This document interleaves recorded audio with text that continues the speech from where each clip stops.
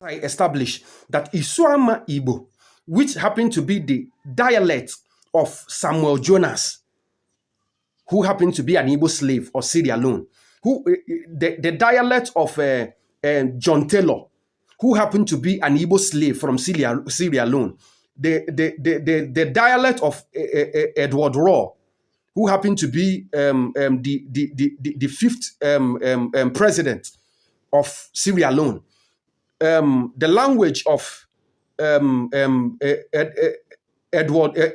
Blyden, and so many others. This was their dialect. The Igbos in Sierra Leone. So Isuami Igbo was what they spoke. And Ajayi Crowther is a Yoruba man. There is no way.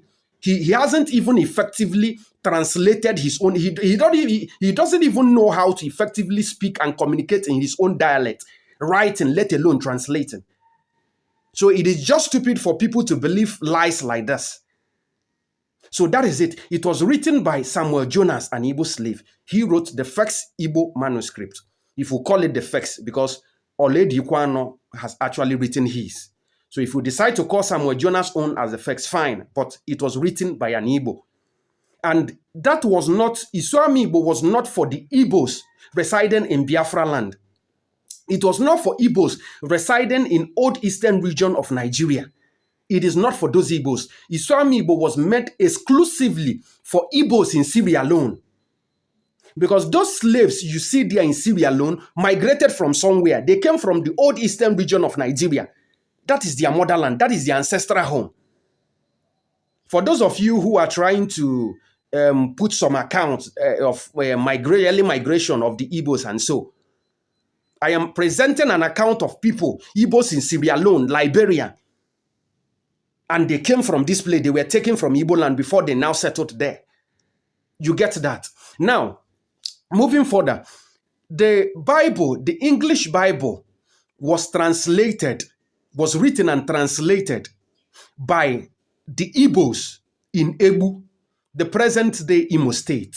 Listen very well. The English Bible was not translated to Igbo by Samuel Ajayi Crowther. This is some of the lies they tell. This is some of the lies he took credit for. It is not true. In fact, when the Bible, the English Bible, was translated to Igbo and published, Samuel Ajayi Crowther was already dead. Samuel Ajayi Crowther died in 1891. The Igbo Bible was published in 1913 after Samuel Ajayi Crowther's death. And it was under the supervision or coordination of a man called Thomas J. Dennis, Archdeacon Thomas J. Dennis. And it was done in the present-day Imo State, in Ebu.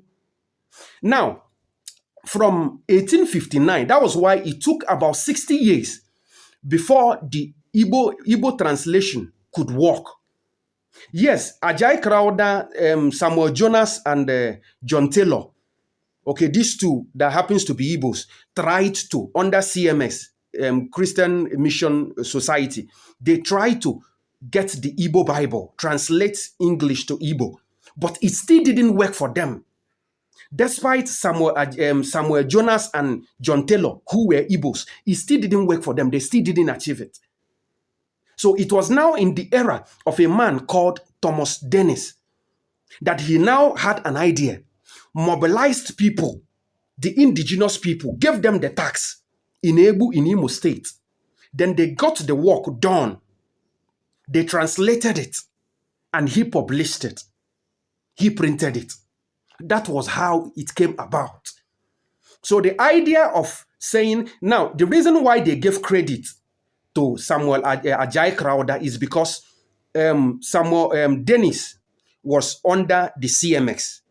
Okay, and this, we can say they are their fathers. Samuel was the father of that is, they have been there before them.